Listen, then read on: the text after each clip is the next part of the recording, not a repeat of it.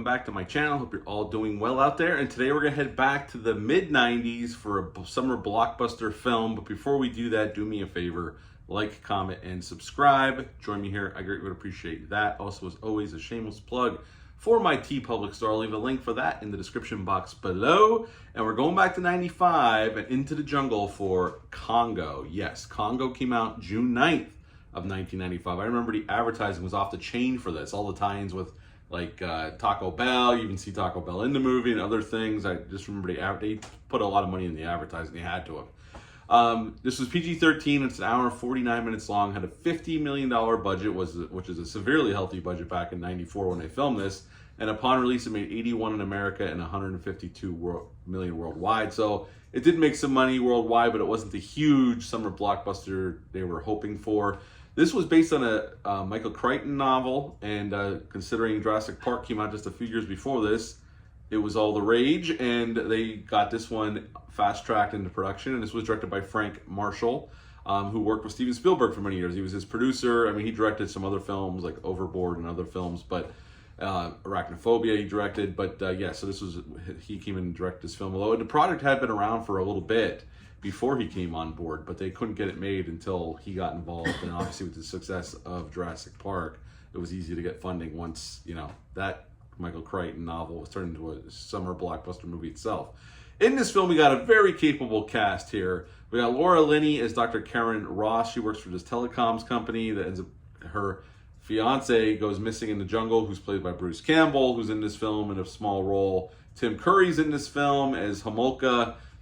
He's like this Romanian dude. It's kind of shady, but Tim Curry's always great to see on screen, and he's great here. Ernie Hudson plays Monroe, and I love Ernie Hudson here as well. Dylan Walsh plays Dr. Peter Elliott. He has this gorilla Amy who can speak through this machine, and she's very gentle and very human-like, and I think she can communicate with other gorillas and translate to humans. It's a whole thing, you know. There's a couple side plots going on here besides the main plot. Joe Don Baker's in this film, and he owns the telecom company that Karen Ross works for.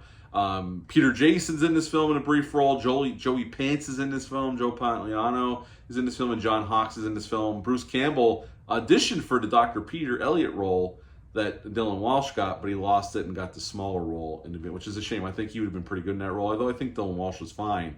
But I think Bruce Campbell would have brought a little bit more flavor to that role.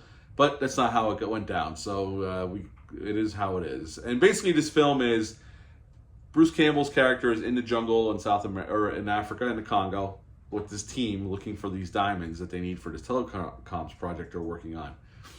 And they run afoul of something and disappear.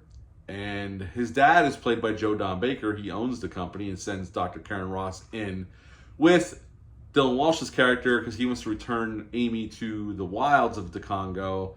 And Monroe is their guide, heavily armed guide with his team, and Tim Curry's character tags along, and they go into the jungle. And, you know, there's a bunch of side plots, but basically the main thing is when they get there, they find that Bruce Campbell's dead, which we all kind of knew. And there's these kind of hybrid apes that are protecting this mine that they stumble upon, and they have to fight their way out. And they do, and that is basically the end of the Congo. Though everybody dies except for, you know, Ernie Hudson's character, Dylan Walsh's character, and Laura Linney's character. But everybody else gets wiped out of the team. So that is pretty much Congo. And what to like about this film? Well, the cast is good. The cast is really, really good here. Some of the Stan Winston Studios did the effects, which means all the gorilla costumes were real costumes with motorized heads, and they do look very realistic. Some of the other effects, when there's CGI involved, or, you know, their process shots don't look the greatest, but you can forgive that. It's fine. It's from '95, so, you know, we can forgive some of that. The story, I think there's too many side plots. That's a negative. Like, there's too many little side plots that kind of drag the film, the pacing down, even though it's only an hour and 49 minutes. Even the Amy subplot, which I'm sure is in the book, but the problem is, we're ramping up, we're building up to something, and then we stop dead to do this Amy scene, and it's like, it slows the momentum to a halt at times.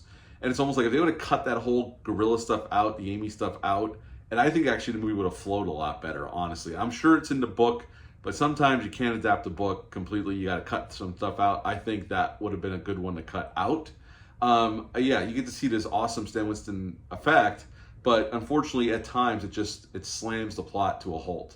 The other negative I have is, I'm kind of just transitioning right into my negatives, is there's moments of this film that go pretty hard for a PG-13 summer movie aimed at families. I actually think this movie would be even better if they would have leaned into those darker impulses even more and went R-rated. They would have had to scale the budget back. But there was definitely a way to do this where it's more horror-oriented, like a sci-fi action adventure horror movie. I think that would have been the better way to go than what they got here, because this is basically more of a hybrid of Jurassic Park and Indiana Jones.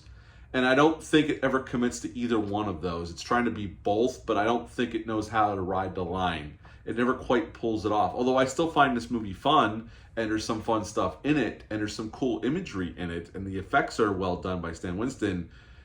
I just think it would have been better served. I know this wasn't the movie they were going to make. Obviously, they were looking to make a big summer blockbuster. I think scale the budget back a little bit and go into the darker recesses of this material, which I'm sure were in the book, because there are parts of the movie that go a little dark, and it's almost like it tries to ride that line, but it kind of just comes off as tonally all over the place in my estimations.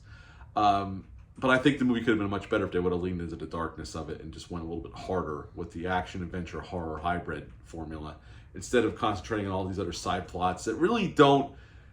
Honestly, yeah, Amy going back to Jungle's fine, and do set up that character and Dylan Walsh's character, but honestly, that side plot, again, drags the plot to a halt at points in the movie, and you're like, okay, you were building to something, and we're stopping dead to have this scene that really is unnecessary. I bet there was a bunch of scenes cut out that were just this bullshit you didn't really need.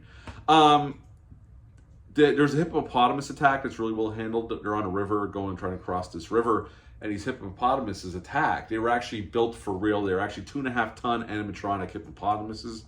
So well done on the special effects team. And Stan Winston his studio created all the effects for the gorillas and the hybrid gorillas that are very aggressive at this mine.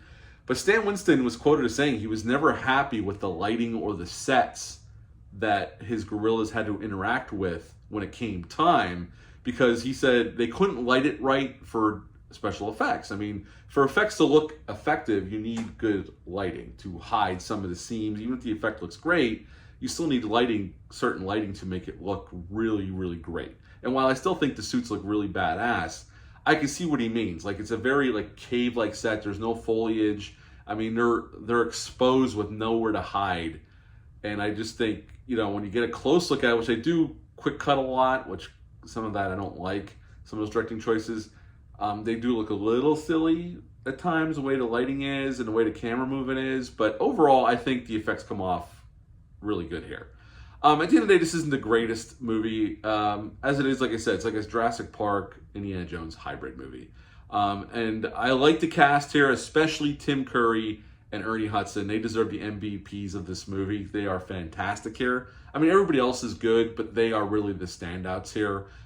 They get the more interesting things to do, and they're the more interesting characters to me, and they definitely deliver on that promise, and I enjoy their performances very, very much. At the end of the day, I still enjoy watching this film. It's a cheesy good time. It's not the best of the summer blockbusters we ever got, but at the end of the day, I would give this one a 7 out of 10. 7 out of 10, this is fun.